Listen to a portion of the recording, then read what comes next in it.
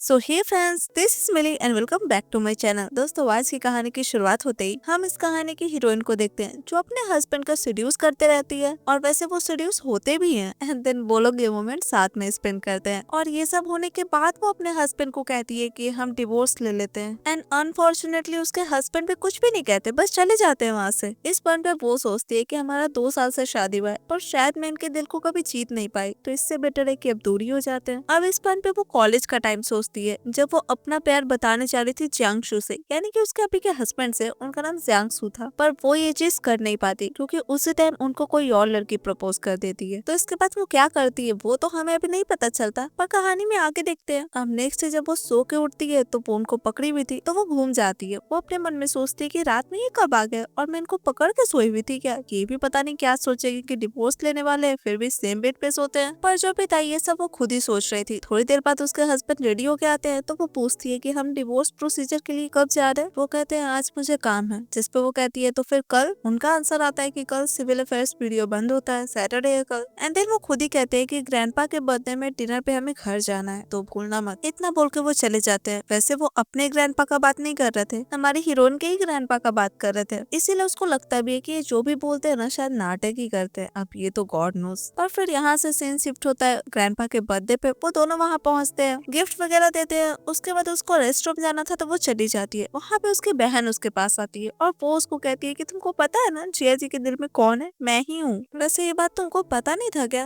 तो मैं बता देती हूँ। फिल्म में भी किसिंग सीन कैसे करना है ये मुझे जिया जी ही बताए थे। ये सुन के वो कहती है हाँ अच्छी बात है, तो तुमको इससे बेनिफिट तो हुआ ही होगा। वैसे उनका किसिंग स्किल्स इतना भी अच्छा नहीं है, लास्ट टाइम वो मुझे बाइट कर लिए थे। तो इतना बोल के वो कहती है कि ठीक है फिर मैं जाती हूँ, वरना तुम्हारे जिया जी बेचैन हो जाएंगे। इतना बोल के वो चली जाती है। तो हम यहाँ से सब लोग जाते हैं, खाना खाते रहते हैं। दादाजी भी पूछते हैं जियांगसू से कि वो लोग बच्चे का प्लान कब कर रहे हैं, जिसपे वो कहते हैं कि जो भी ये बोले, यानी कि वो अपनी वाइफ के बारे में बात कर रहे थे। तो अब इस पॉइंट पे दादाजी उनकी वाइफ से पूछते हैं। वो कहती है कि नहीं अभी बच्चे का नहीं सोच रहे हम। इस बात पे आगे कोई बात नहीं होता, सब लोग खा पी लेते हैं। उसके बाद वो अपने हस्बैंड को लाके सुलाने लगती है क्योंकि उसके हिसाब से वो ड्रंक थे, उनको अल्कोहल टॉलरेट नहीं होता था। तो अब उसके हिसाब से तो वो सो ही गए थे ना, तो वो उनको थोड़ी देर देखती है, किस करती है। और बाय द वे ये सारी चीजें उसके हस्बैंड को पता चल रहा था। तभी गेट नॉक होता है, जाके वो चेक करती है तो पता चलता है कि उसकी बहन आई थी। वो सूप लेके आई थी अपने जिया जी के लिए। और जब उसको पता चलता है कि जियांगशु सो चुके हैं तो उसको थोड़ा बुरा फील होता है क्योंकि वो इतना रेडी होके आई थी, ऐसा ड्रेस पहन के आई थी ताकि जियांगशु उसको देखे, पर ऐसा तो कुछ हो नहीं पाया था। तो यही सब सोच रही थी। तभी वो कहती है कि हो गया ना तो जाओ। वो कहती है नहीं मुझे जानना था कि तुम दोनों का डिवोर्स कब हो रहा है। वो कहती है इससे तुमको क्या लेना देना है, जिसपे उसकी बहन कहती है कि तुम भूलो मत तुम दोनों का शादी हुआ कैसे है। इस पॉइंट पे वो कहती है कि हाँ मुझे याद है और इसके लिए तो मुझे तुम्हें थैंक यू बोलना चाहिए ना, क्योंकि सब कुछ तुम्हारी वजह से ही हो पाया है। अब वो कैसे, तो वो बताती है कि उस दिन उसके अंकल की कंपनी के न्यू होटल का ओपनिंग था, वहाँ पे जियांगसू भी आए थे और उसकी बहन उनको एक ड्रिंक दी थी। अब उस टाइम पे हमारी हीरोइन उनको पसंद काफी करती थी तो उनपे नजर रखती थी और इसी वजह से उसको पता भी चला था कि उसकी बहन के ड्रिंक देने के बाद जियांगसू का हालत खराब हो रहा है। और ये चीज उसकी बहन भी देखी थी तो वो उनके पीछे पीछे जाना चाह रही थी, पर उसकी माँ किसी और काम से उसको लेके चली गई थी और इसीलिए वो उनको चेक करने गई तो पता चला कि वो उसी का हाथ पकड़ के उसको रूम के अंदर खींच लिए। उसके बाद उसको किस करने लगे और वो टाइम साथ में स्पेंड किए और यही रीजन है उन दोनों का हस्बैंड वाइफ बनने का। तो अब प्रेजेंट में उसकी बहन भी सोचते रहती है कि इतना कुछ वो की पर उसके हाथ तो कुछ नहीं लगा ना, इसीलिए वो कहती है कि जब तुम दोनों का डिवोर्स होगा ना तो मैं इस चीज को बहुत अच्छे से सेलिब्रेट करूंगी। इस बात पे वो कहती है कि अगर हम दोनों का डिवोर्स हो भी जाएगा ना तो जियांगसू के बगल में जो लड़की होगी वो तुम तो कभी नहीं होगी। इस बात पे उसकी बहन कहती है कि नहीं ऐसा नहीं हो सकता क्योंकि mountains and seas is a dream, इस ड्रामा का जो शूटिंग करना है वो 3 महीना से भी ज्यादा चलेगा और इस 3 महीने में मैं जिया जी के साथ पूरे टाइम साथ रहूंगी और ये दूसरे सिटी में होगा जहाँ पे हम दोनों को डिस्टर्ब करने वाला कोई नहीं होगा। यही सारी बातें करके वो चली जाती है वहाँ से। अब इस चीज से उसको तो पता ही था कि उसकी बहन भी उसके हस्बैंड को ही पसंद करती है और ये चीज वो शायद कभी एक्सपेक्ट नहीं की थी कि उसके लाइफ में होगा, पर अब हो रहा था तो वो भी क्या कर सकती है। तो अब ये सब निपटा के वो रूम में आती है और अपने हस्बैंड के पास बैठ के कहती है कि अब डिवोर्स होने के बाद तुम लोग के बीच में कुछ भी हो उससे मुझे क्या लेना देना है और मैं जानती हूँ कि वो इतना मेकअप करके और ऐसा ड्रेस पहन के क्यों आई थी। ये बोलते बोलते वो अपने हस्बैंड को मारती भी है और ऐसा नहीं था कि उसके हस्बैंड को रियलाइज नहीं होता है क्योंकि वो होश में थे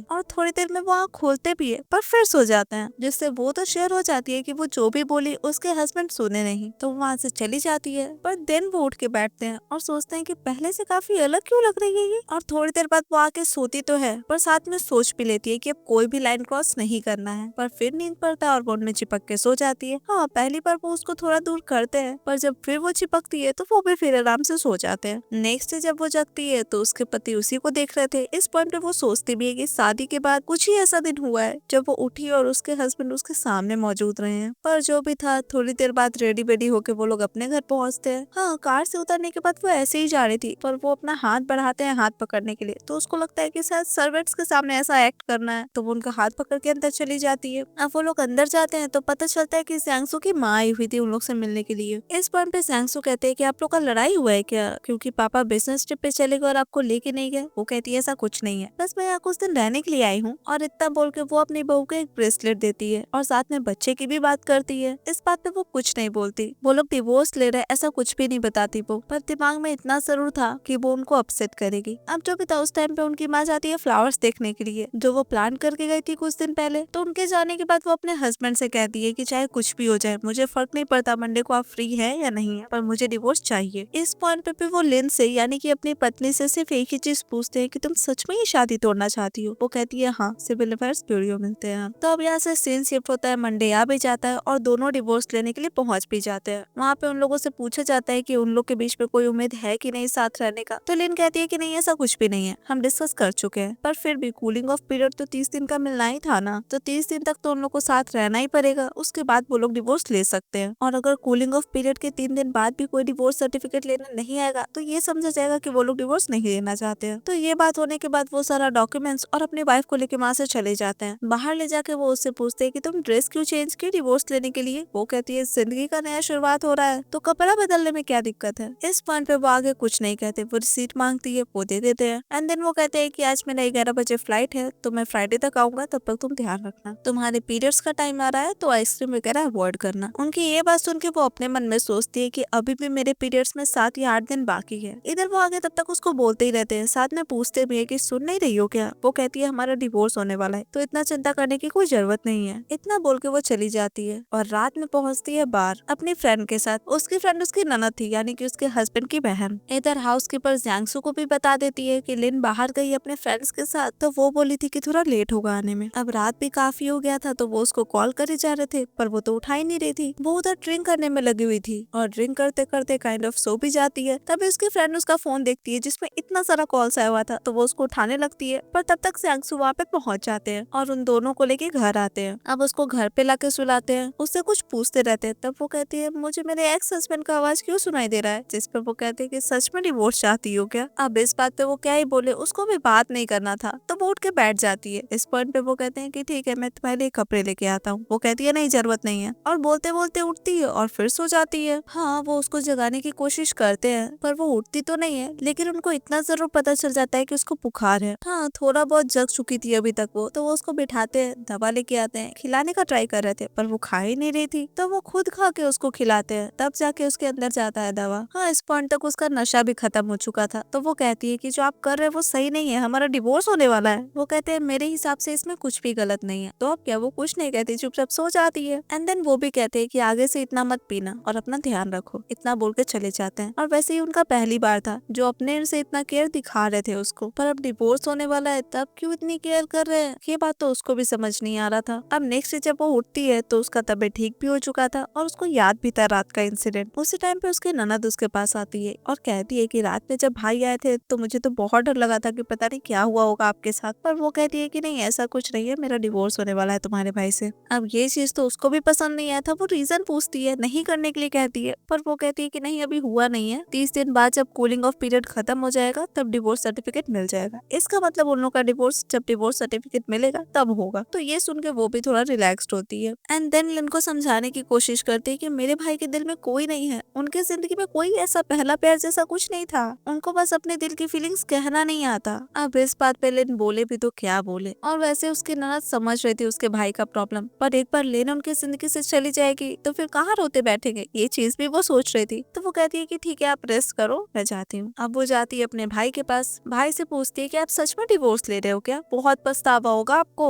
अब ये सुन के वो कहते हैं तुम अपने ऊपर ध्यान दे लो, यहाँ पे तुमको बोलने की कोई जरूरत नहीं है। इस बात पे वो कहते हैं कि नहीं ऐसे कैसे, मैंने सुना है भाभी कह रही थी कि बिना प्यार का शादी कितना ही दिन चलेगा और ये बहुत बोरिंग भी होता है। ये सुन के वो कहते हैं वो सच में ऐसा बोली क्या। वो कहती है हाँ तो क्या। अब मन में तो ये चल रहा था कि थोड़ा बहुत अगर वो झूठ बोले भी, अगर इस चीज से इन दोनों का रिश्ता बसता है तो इसमें कुछ गलत नहीं है। और इतना बोल के वो तो निकल जाती है आराम से। और बेचारे जियांगसू इसी सोच पे कितना देर तक पड़े रहते हैं। ऐसे ही करते करते रात हो जाता है और रात में लाइटनिंग होने लगता है। ये देख के वो जल्दी से जाते हैं लिन के रूम में। वो काफी घबराई हुई थी। वो जाके उसको संभालते हैं, फोरहेड पे किस करते हैं। तब उसको अचानक से ध्यान आता है कि वो लोग तो अभी कूलिंग ऑफ पीरियड में चल रहे हैं। तो ये बात वो जियांगसू को कहती भी है। वो कहते हैं तो क्या हुआ, डिवोर्स हुआ नहीं है। जिस पे वो कहती है कि कूलिंग ऑफ पीरियड इसीलिए दिया जाता है ताकि हमें अलग अलग रहना आ जाए और इससे हम लोग डिवोर्स कंटिन्यू करने के बारे में सोच पाए। तो अलग अलग रहना समझ में आता है ना आपको। इस पॉइंट पे वो कहते हैं कि मुझे डिवोर्स नहीं चाहिए। हाँ, एक पल के लिए उसको लगता है कि वो सपना देख रही है क्या, पर फिर वो कहती है कि 1 महीना बाद जाके हम डिवोर्स सर्टिफिकेट ले लेंगे। इतना बोल के वो चली जाती है। अब नेक्स्ट डे जब वो अपने स्टोर पे थी तब उससे कोई मिलने आते हैं। वो थे कौन, तो वो प्रोडक्शन मैनेजर थे उसी ड्रामा के जो ड्रामा लिन के हस्बैंड बना रहे थे। मतलब मेन लीड जियांगसू थे और मेन फीमेल लीड उसकी बहन थी। वो चाहते थे लिन के चोंगशेम शॉप को रेंट करना 3 दिनों के लिए, पर ये चीज लिन नहीं चाहती थी। वो नहीं चाहती थी अपने शॉप को रेंट पे देना किसी फिल्म क्रू को। वो लिन को अलग अलग तरीके से समझाने का कोशिश करते हैं। मतलब उनको अपने टीवी सीरीज के लिए जैसा डेकोर चाहिए, इसके लिए उसका शॉप बेस्ट था। और बात रही कि अलग अलग लोग आएंगे, फोटोज वगैरह खींचेंगे, तो उसका शॉप भी तो पॉपुलर होगा ना। और 3 दिन का अच्छा खासा अमाउंट भी दे रहे थे। पर लिन कहती है कि 3 दिनों में मेरा शॉप उससे ज्यादा कमाई करेगा तो मुझे तो नुकसान ही होगा ना। तो अब वो जगह तो उनको लेना था, इसलिए वो खुद ही लिन को कहते हैं कि आप ही प्राइस बताइए। फिर वो जो प्राइस बताती है उस पे वो रेंट करने के लिए रेडी भी हो जाते हैं और साथ में डॉक्यूमेंट भी दे दिया जाता है लिन को। अब इस पॉइंट पे वो सोचती है कि इस ड्रामा का शूटिंग तो कोई और जगह होने वाला था ना, पर अब यहाँ हो रहा है। इसका मतलब आज रात ही जियांगसू वापस आ जाएंगे। अब होता भी कुछ ऐसा ही है। रात में वो जब सो रही थी तभी उसके हस्बैंड आते भी है और उसको किस करना शुरू कर देते हैं। अब उसका नींद तो खुल ही जाता है, साथ में वो उनको दूर भी करती है, याद दिलाती है वही सारी चीजें। पर वो कहते हैं कि तुम मानो या ना मानो, पर मैंने अपना डिवोर्स एप्लीकेशन वापस ले लिया है। अब ये सुन के वो कुछ बोले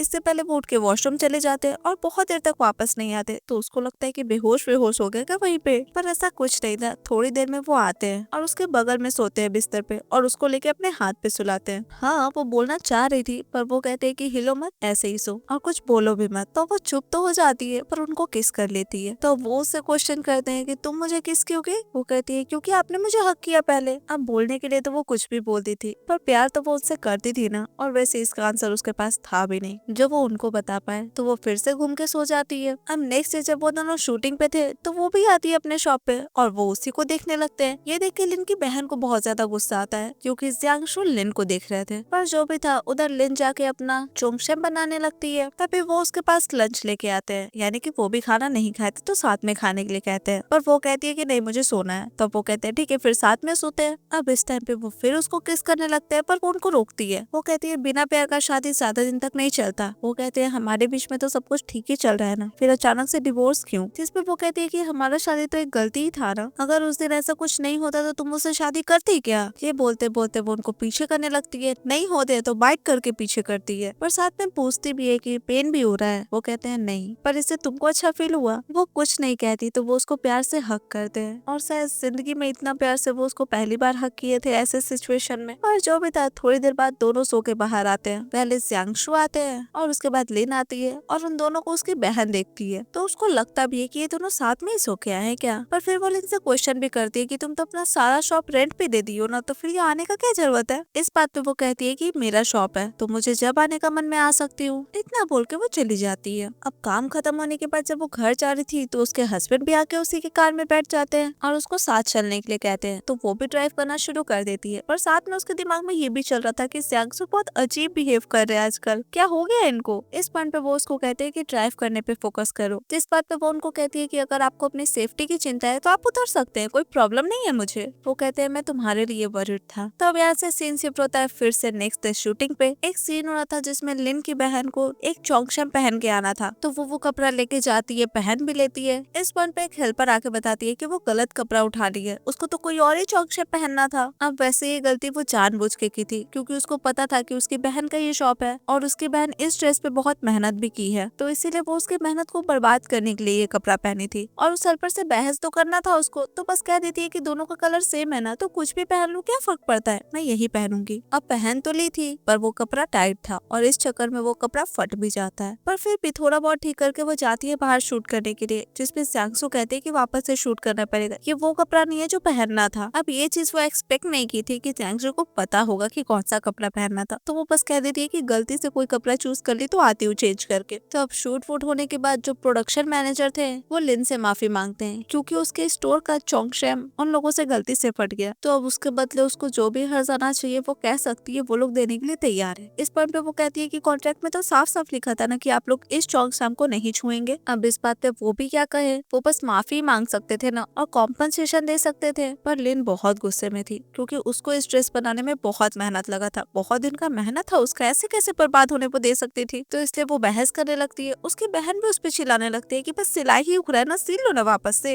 पर नहीं, लिन को बुरा लगा था और इस बात से तो और बुरा लगता है उसको। तो वो कहती है कि ये कॉन्ट्रैक्ट यहीं पे टर्मिनेट कर दिया जाएगा, आप लोग जा सकते हैं मेरे शॉप से। इस बात पे उसकी बहन चिल्लाने लगती है कि तुमको तो पैसा भी दिया जा रहा है ना जितना तुम मांग रही हो, तो फिर इतना नाटक क्यों कर रही हो। वो कहती है कि ये सब बकवास ना बंद करो, मैं जानती हूँ कि तुम जानबूझ के ये कपड़ा पहनी हो और तब तक पहनी जब तक ये फट ना जाए, तो अब तुम इसको ठीक करो। इस बात पे वो प्रोडक्शन मैनेजर कहते हैं कि आप प्लीज कॉन्ट्रैक्ट टर्मिनेट मत कीजिए, इसका जितना भी कॉम्पनसेशन बनता है हम सब देने के लिए तैयार है। अब इसके आगे वो भी ज्यादा बहस नहीं करती, वो जाते रहती है। तब उसके हस्बैंड आते हैं वहाँ पे, पर वो कुछ नहीं कहती, चली जाती है वहाँ से। वो अंदर जाती है तो वो सोचती है कि उसके पीरियड्स का एक वीक डिले हो गया है, पर ऐसा तो कभी नहीं होता था। अब जो भी था ये सब सोच के वो बाहर आती है तो देखती है कि उसके हस्बैंड वहीं पे बैठे हुए हैं। वो पूछती है कि आज कुछ काम नहीं है क्या। वो कहते हैं नहीं, आज कुछ भी शूट नहीं करना था, तो काम के बाद मैं रुक गया यहाँ पे कि तुम्हारा एक बार काम खत्म हो जाता है तो हम लोग साथ में घर चलेंगे। उनका ये बात सुन के वो सोचती है कि मैं प्रेग्नेंट हो सकती हूँ क्या, पर नहीं हो सकती। यही सब सोचते रहती है। दिन कहती है कुछ कहना चाहते हैं आप। वो बोलते हैं किस बारे में, कॉन्ट्रैक्ट टर्मिनेट करने के बारे में। मुझे तुम्हारे डिसीजन से कोई भी प्रॉब्लम नहीं है। वो कहती है ठीक है, मुझसे डिस्टेंस मेंटेन करके रखिए, कुछ दिन बाद मैं डिवोर्स सर्टिफिकेट लेके आ जाऊंगी। इस बात पे वो उसको किस करना शुरू कर देते हैं। वो कहते हैं कि आज के बाद तुम कभी भी डिवोर्स का नाम नहीं लोगी, ये आखिरी बार था। वो कहती है तो मैं लॉ सूट फाइल करूंगी। इस बात पे वो कहते हैं कि जब तक मैं नहीं छोड़ूंगा तब तक तुम जीत नहीं सकती। तो आज डे 19 है तो सोच लो अच्छे से। इतना बोल के वो चले जाते हैं, पर वो नहीं सोची थी कि उनको दिन याद होगा। अब नेक्स्ट जब वो नीचे आते हैं ब्रेकफास्ट करने, तो उनको पता चलता है कि उनकी वाइफ नीचे नहीं आई है अभी तक, वो अभी तक सोई हुई है और ये चीज कुछ दिन से चल रहा है ऐसा ही। तो अब वो जाते हैं ऊपर, वो भी देखते हैं कि वो सो रही है, पर ऐसा नहीं था कि बहुत गहरे नींद में थी, वो जग चुकी थी। तो वो उससे पूछते हैं कि अच्छा फील नहीं हो रहा है क्या। वो कहती है नहीं ठीक हूँ। तो वो कहते हैं चलो फिर लंच करने। वो कहती है सिविल अफेयर्स ब्यूरो जाना है नेक्स्ट मंडे। वो कहते हैं मैंने हमारा डिवोर्स एप्लीकेशन वापस ले लिया है। वो कहती है इसका क्या मतलब है, हम तो राजी हुए थे ना डिवोर्स देने के लिए। वो कहते हैं नहीं, मुझे ऐसा लगता है कि हमारा रिश्ता वैसे जगह पे नहीं है जहाँ डिवोर्स लिया जाए। अब ये सुन के उसको गुस्सा आता है, पर मन में वो भी नहीं चाह रही थी कि उन दोनों का डिवोर्स हो। पर जो भी था वो उठ के जाने लगती है खाली पाँव। तो वो उसको पहले गोद में उठा लेते, फिर बेड पे बैठा के उसको फुटवेयर पहनाते हैं, देन लंच करने चलने के लिए कहते हैं क्योंकि ऑलरेडी 11 बज रहा था और वो ब्रेकफास्ट भी नहीं की थी अभी तक। तो अब दोनों नीचे पहुंचते हैं,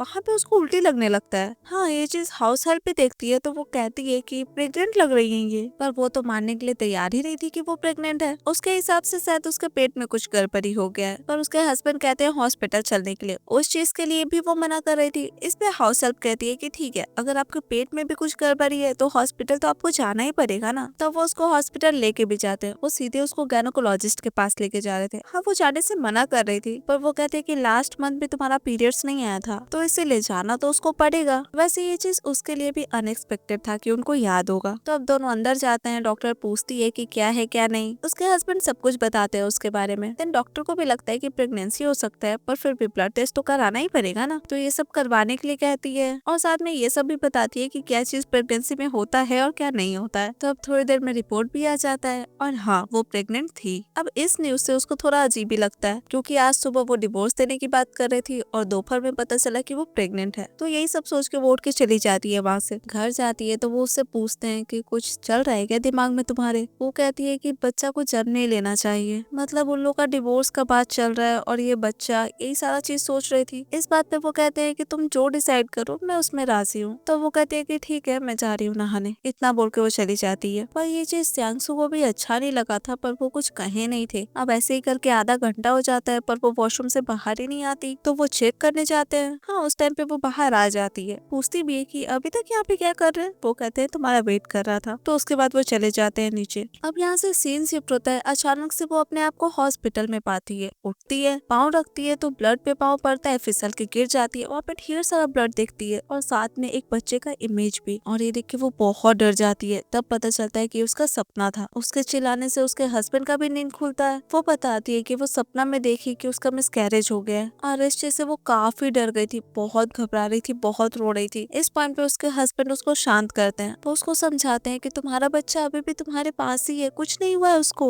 इस टाइम पे वो कहती है कि मैंने सोच लिया, मैं इस बच्चे को जन्म दूंगी। ये सुन के उनको भी अच्छा लगता है। वो कहती है कि प्लीज थोड़ी देर पकड़िएगा मुझे ऐसे ही सोना है। इस बात पे वो भी कहती है कि मैं हूँ तुम्हारे साथ। एंड देन उसको आराम से पकड़ते हैं ताकि वो सो पाए और वो ऐसे ही सोती है रात भर। अब नेक्स्ट डे जब उसका नींद खुलता है तो उसके हस्बैंड अपना सामान बांध रहे थे, मतलब वो अपने काम पे जा रहे वापस, और साथ में उसको कहते भी है कि अपना ध्यान रखना, जो खाने का इच्छा हो खा लेना। ये सब बोल के निकलते रहते हैं, पर हाँ, जाने से पहले उसको हक करके जरूर जाते हैं। अब रात में वो आती है बर्थडे में। किसके? तो अपने कजन के होने वाले हस्बैंड के। वो अपनी ननद के साथ वहाँ पे गई थी। उसकी कजन उसको देखते ही पहचान जाती है कि वो प्रेग्नेंट है, क्योंकि वो मेडिकल प्रोफेशनल थी। और वैसे इस टाइम पे उसकी ननद को पता चलता है कि हाँ वो प्रेग्नेंट है, तो वो थोड़ा सा शिकायत भी करती है अपनी भाभी से कि ये बात आप मुझे पहले क्यों नहीं बताई, और घर पे किसी को भी नहीं बताई है ना आप। मैं कितना परेशान थी कि आप लोग का डिवोर्स होने वाला है। वो कहती है कि नहीं, अभी बच्चा पे थोड़ा ज्यादा रिस्क था ना, इसीलिए मैंने अभी बताना सेफ नहीं समझा सबको। एक बार सब कुछ ठीक हो जाता है उसके बाद मैं सबको बता दूंगी। तो अब यही सारी बातें वो लोग कर रहे थे। इधर उसके हस्बैंड भी वापस आ रहे थे, तो वो रास्ते में थे, तभी वो आंट सांग को कॉल करके उसके बारे में पूछते हैं, मतलब वो घर आई है कि नहीं। जिसपे आंट सांग बताती है कि वो अपने फ्रेंड के बर्थडे में गई है, तो अभी तक वापस नहीं आई है, और कहाँ गई है ये भी वो उनको बता देती है। तो अब वो भी पहुंच जाते हैं उसी बार में। वो जाके उसको कहते हैं कि टाइम देखी हो कितना हो रहा है अभी। वो कहती है हाँ मैंने देखा है टाइम। इस पॉइंट पे उनकी बहन खड़ी हो जाती है और कहती है बहुत लेट हो रहा है तो हम निकलते हैं। और इतना कह के फटाफट से अपनी भाभी को लेके भागती है वहाँ से। हम बाहर जाती है तो अपनी भाभी का हाथ तो पकड़ा देती है अपने भैया को, पर वो कहते हैं कि तुम भी बैठो कार में, तुम कहाँ चली। जिसपे वो कहती है कि नहीं नहीं, मैं अपनी कार से आई हूँ, मैं चली जाऊंगी ड्राइव करके। तो वो तुरंत निकल भी जाती है। थोड़ी देर में वो उसको घर पे भी ले आते हैं और लाके सुला देते हैं। तभी उसका नींद खुलता है। वो कहती है कि मैं कार में सो गई थी ना। वो कहते हैं हाँ। तो अब दोनों हस्बैंड वाइफ वैसे ही बात करते हैं। वो कहते हैं कि तुम्हारा वेट काफी कम हो गया है, खा पी नहीं रही हो अच्छे से। वो कहती है नहीं, खाती तो हूँ पर उल्टी हो जाता है। अब इस पॉइंट पे वो कहती है कि कौन सा लिंक आपकी बहन भेजी थी आपको, मतलब बार के बाहर वो अपने भाई को कुछ लिंक भेजी थी और कही थी देख लेने के लिए। तो लिन इसी लिंक के बारे में बात कर रही थी, जिसपे वो उसको दिखाते हैं लिंक। और ये लिंक एक वीडियो का था जिसमें बताया जा रहा था कि आर्ग्यूमेंट करने से बच्चे पे कैसे असर पड़ता है। ये देखने के बाद वो कहते हैं कि नहीं मैं ये वीडियो नहीं देखूंगा। पर क्यों? वो पूछती है। तो वो कहते हैं कि क्योंकि मुझे लगता है कि हमारे बीच आर्ग्यूमेंट नहीं होगा। जिसपे वो कहती है कि पर मुझे अगर बहस करने का मन करे तो।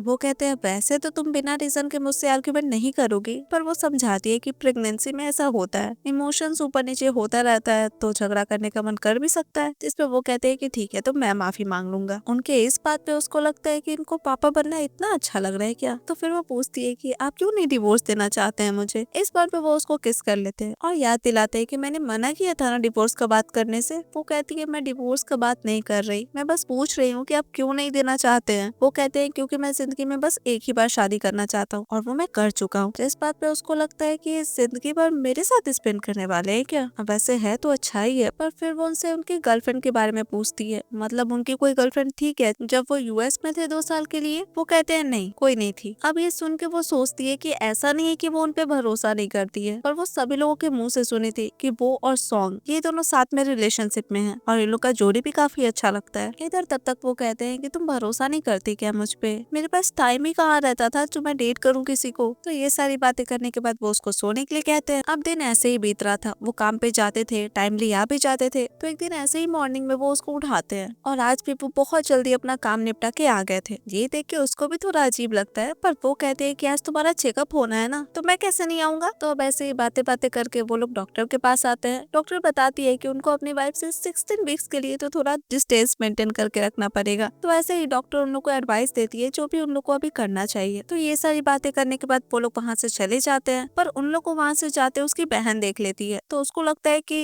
लिन प्रेग्नेंट है क्या। तो वो ये बात जल्दी से अपनी माँ को बताती है, पर उसकी माँ उसको समझाती है कि ऐसा प्रिटेंड करो कि तुम कुछ देख ही नहीं हो, क्योंकि ये बात वो लोग दादाजी को नहीं बताए हैं। इसका मतलब तो ये हो सकता है ना कि उन लोग को ये बच्चा नहीं चाहिए, तो तुमको उन लोग के बीच में पड़ने का कोई जरूरत नहीं है। और वैसे भी दुनिया में बहुत सारे लड़के हैं जैंसू के अलावा, तो उनके बारे में सोचना बंद कर दो। इधर लिन अपने घर में बैठ के सोच रही थी कि उसके हस्बैंड के दिल में स्ट्रॉन्ग है क्या, मतलब ऐसा हो सकता है क्या, और अगर ये सच है तो फिर वो कौन है। तो अब यही सब सोच रही थी और कुछ पोस्ट भी देख रही थी। उस टाइम पे उसको एक पोस्ट दिखता है जिसमें बताया गया था कि लड़कों को सिड्यूस कैसे करते हैं। अब वो पढ़ती तो है, पर ये पोस्ट काम करेगा या नहीं ये तो उसको भी नहीं पता था। थोड़ी देर बाद वो चाय लेके जाती है अपने हस्बैंड के लिए। वो वो उस टाइम अपना काम कर रहे थे तो वो पूछती भी है कि स्क्रिप्ट लिख रहे हैं आप। वो कहते हैं हाँ। तो वो कहती है मैं देख लूं। अब वहाँ चेयर तो कोई था नहीं, तो क्यों ना उनके गोद कोई चेयर बना लिया जाए। तो वो उसी चेयर पे बैठती है। तो वैसे ही बैठ के वो उनका स्क्रिप्ट देखती है और साथ में कहती भी है कि पहली बार लिखा है क्या आपने। वो कहते हैं हाँ कह सकते हैं। कह क्यों सकते हैं। तो वो कहते हैं कि मैंने पहले भी लिखा था पर कभी भी सिलेक्ट नहीं होता था, पर इस बार हुआ है। तो अब ये सुन के वो कहती है मैं और स्क्रिप्ट देख सकती हूँ क्या।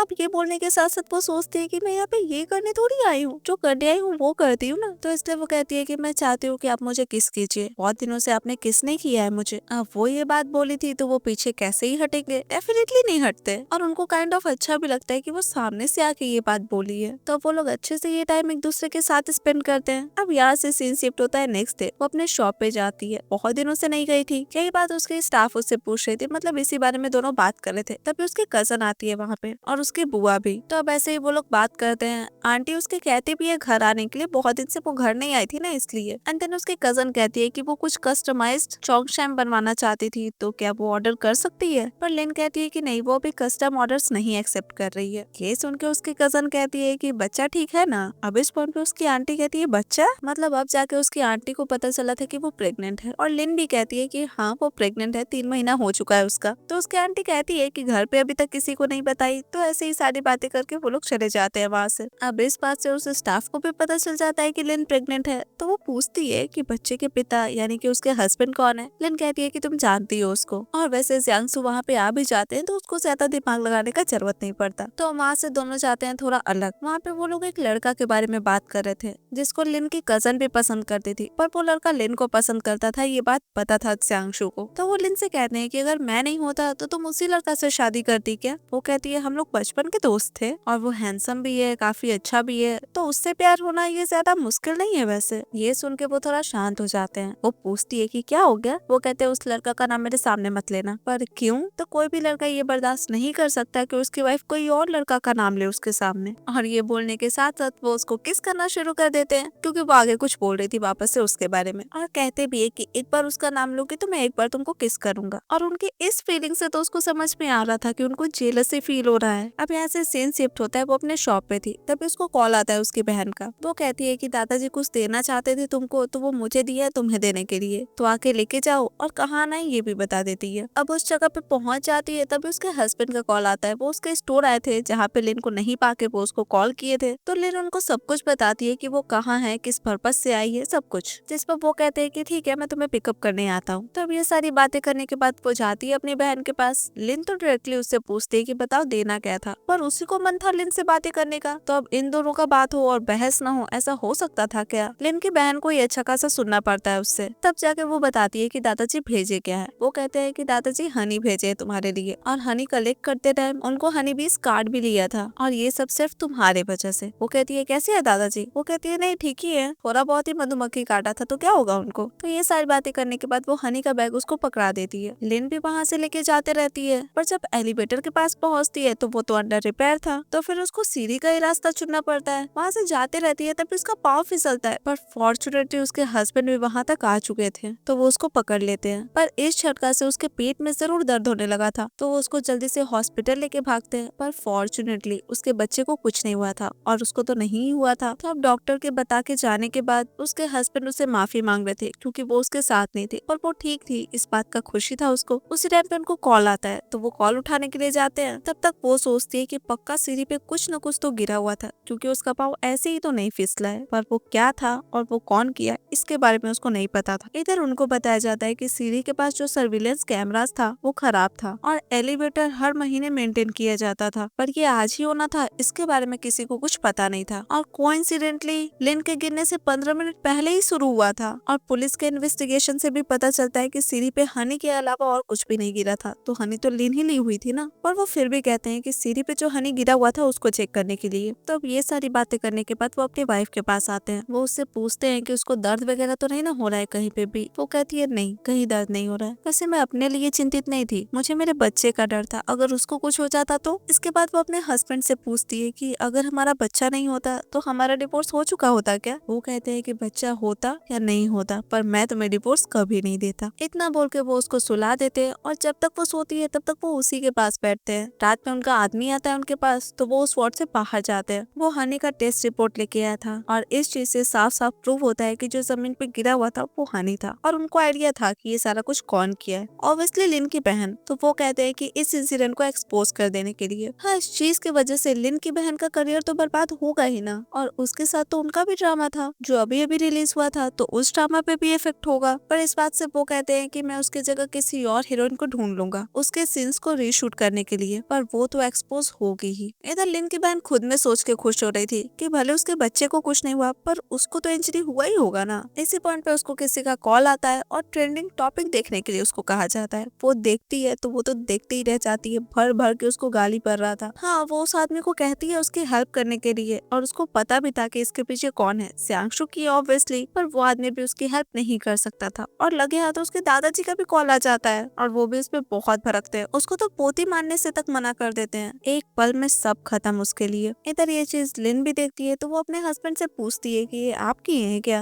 वो कहते हैं हाँ। अब वैसे इस चीज से उसको भी बुरा नहीं लगता क्योंकि उसकी बहन का काम ही कुछ ऐसा था। तो इस चीज से वो अपने हस्बैंड से पूछती भी है कि आपके शो पे भी इफेक्ट पड़ा है क्या। वो कहते हैं हाँ, पर मैं हैंडल कर लूंगा। पर हाँ, उसको इतना जरूर पता था कि दादाजी बहुत ज्यादा गुस्से में होंगे। तो अब ऐसे करते करते 16 वीक हो चुका था उसके प्रेगनेंसी का, तो वो वापस से आई थी चेकअप करवाने के लिए। और इस टाइम पे उन दोनों को क्या करना चाहिए ये भी डॉक्टर उनको बताती है। और हाँ, ये भी कहती है कि अब वो लोग चाहे तो थोड़ा करीब आ सकते हैं, पर हाँ, बहुत ज्यादा फ्रिक्वेंटली कुछ भी नहीं करना है और बच्चे पे प्रेशर नहीं आना चाहिए। वैसे लिन देख रही थी कि जियांगसू कितना ज्यादा एक्साइटेड है डॉक्टर से ये पूछने के लिए कि कितना फ्रिक्वेंटली वो लोग कर सकते हैं। पर जो भी था, डॉक्टर उन लोग को आंसर करती है और उसके बाद वो लोग घर नहीं आते। वो लोग जाते हैं एक शॉप पे, वो उसको लेके गए थे ज्वेलरी खरीदने के लिए क्योंकि उसके हाथ में अभी तक एक रिंग नहीं था ना, इसलिए। तो वहाँ पे उसको रिंग पसंद आता है, एक पेयर में पसंद आया था, तो वो दोनों रिंग खरीदते हैं। एक वो उसको पहनाते हैं और एक लिन उनको पहनाती है। और ये सब करने के बाद, कुछ अच्छा खासा शॉपिंग करने के बाद, वो आती है अपने घर पे, यानी कि अपने मायके। तो वहाँ पे अपनी मम्मी से बात करती है, दादाजी से बात करती है, उनको थैंक यू भी बोलती है हनी के लिए। एंड देन उसको अपनी बुआ से पता चलता है कि दादाजी को मधुमक्खी काटा नहीं था, काटने वाला था। तो उसको ये भी समझ में आता है कि उसकी बहन उससे झूठ बोली, पर इस बारे में वो कोई बात नहीं करती और वो सभी को ये जरूर बता देती है कि वो प्रेग्नेंट है। ये सुन के उसकी मम्मी, उसके दादाजी काफी खुश होते हैं और इस खुशी में ड्रिंक भी करने के लिए कहते हैं सांगशु को। तो वो करते भी है और वापस से वो उनको लाके सुला देती है उनके बेड पे और सोचते भी है कि ये टाइम वापस से रिपीट हो रहा है। पर बात थोड़ा अलग है, उस टाइम वो उनसे डिवोर्स लेना चाह रही थी, पर अब वो उनसे अफेयर रखना चाहती है, मतलब अब वो अपना रिश्ता अच्छा रखना चाहती है उनसे। तो यही सब सोच के वो उनको किस करती है और इस बार वो और सोने का नाटक नहीं करते, वो भी उसको किस करते हैं और ये बात उसको पता भी चलता है। पर वो कहते हैं कि मैं पहले नहा के आता हूँ, हो सकता है कि स्मेल से तुमको और बच्चे को कोई प्रॉब्लम हो। तो हम नहा के आते हैं तो वो जो पहन के आए थे वो देख के उसको हंसी आ जाता है और वो कहती है कि मैं अपने भाई का कपड़ा लेके आती हूँ, देखती हूँ कुछ उसके पास है या नहीं आपके पहनने लायक। वो कहते हैं नहीं, कोई जरूरत नहीं है, सूख जाएगा तुरंत ही। इतना बोल के वो उसको किस करना शुरू कर देते हैं। इस टाइम वो उनसे पूछती भी है कि आप पहले तो ऐसे नहीं थे, अब क्या हो गया। हाँ, वो आंसर देते, पर इससे पहले गेट पे माँ जाती है उसकी। वो जाके गेट खोलती है तो उसकी माँ कपड़ा लेके आई थी उसके हस्बैंड के लिए और साथ में उसका होठ भी नोटिस करती है जो पूरा लाल हुआ पड़ा था। वो पूछती है मतलब रीजन, जिस पे लिन ऐसे ही कुछ भी बहाना बना देती है, लाइक एसी का टेम्परेचर ज्यादा है, ऐसा कुछ। पर माँ तो माँ है, माँ समझ जाती है। माँ उसको समझाने लगती है कि 4 महीना प्रेगनेंसी का हो चुका है, थोड़ा डिस्टेंस मेंटेन करके रखो। पर साथ में वो ये भी समझ रहे थे कि इस टाइम पे ऐसा मन होता है, तो अगर वो टॉलरेट कर सकती है तो वो करे, यही उसके लिए अच्छा होगा। पर साथ में ये भी कहती है कि इस टाइम पे हस्बैंड हमेशा किसी और लड़की में इंटरेस्टेड हो जाते हैं, अगर उसकी वाइफ प्रेग्नेंट हो तो थोड़ा ध्यान रखना सांगसू पे। जिस पे वो कहती है कि माँ वो ऐसे नहीं है और मैं उनको पसंद करती हूँ, प्यार करती हूँ उनसे, तो भरोसा तो करती ही हूँ। ये सुन के माँ को भी काफी अच्छा लगता है। अब नेक्स्ट मॉर्निंग जब वो उठ चुके थे तभी वो अपनी वाइफ का फोटो देख रहे थे और तभी उनसे उसका डायरी गिर जाता है। तो वो उस डायरी को पढ़ने लगते हैं। उसमें लिखा हुआ था कि अक्टूबर 6, 2017 ये छठा दिन है जिस दिन मैंने जियांग को नहीं देखा, क्योंकि उस दिन नेशनल डे हॉलीडे था। अक्टूबर 16, 2017 को मैंने सुना था कि जियांगशु बास्केटबॉल खेलने जा रहे हैं प्लेग्राउंड में। उनको देखने बहुत सारे लोग वहाँ पे पहुंचे हुए थे, पर मैं तो उनका कपड़ा भी नहीं देख पाई। बहुत बुरा फील हुआ मुझे। अक्टूबर 26, 2017 को मुझे ये फील हुआ कि मैं उनसे प्यार करने लगी हूँ। दिसंबर 25 को क्रिसमस ईव के दिन मैं उनके लिए गिफ्ट लेके गई थी उनके पास, उनको अपने फीलिंग्स बताने के लिए, पर मैंने देखा कि क्लास मॉनिटर उनको प्रपोज कर रही है। तो इससे मुझे बहुत गुस्सा आया और मैं उनको अपना गिफ्ट नहीं दी। अब ये सारा कुछ पढ़ के उनको समझ आता है कि सॉन्ग उनको प्रपोज की थी उस टाइम पे, और यही देख के वो अपना गिफ्ट भी उनको नहीं दी और ना ही अपनी फीलिंग्स के बारे में बताई। पर फाइनली उनको इतना तो पता चला कि लिन उनको बहुत सालों से पसंद करती है, तो इसलिए थोड़ी देर बाद वो लिन के लिए बुके लेके जाते हैं। ये देख के उसकी माँ कहती है कि बाहर वॉक पे लेके जाइए इसको। तब वो लोग वॉक पे जाते हैं, वहाँ पे लिन की कजन तो थी ही, साथ में वो लड़का भी था जिसका नाम सुन के जियांगसू को बहुत ही ज्यादा जेलसी फील होता है। हाँ, उनको मन नहीं था उन लोग को जाके हेलो बोलने का, पर लिन लेके जाती है फिर भी। अब वहाँ जाके वो लोग कुछ बात करे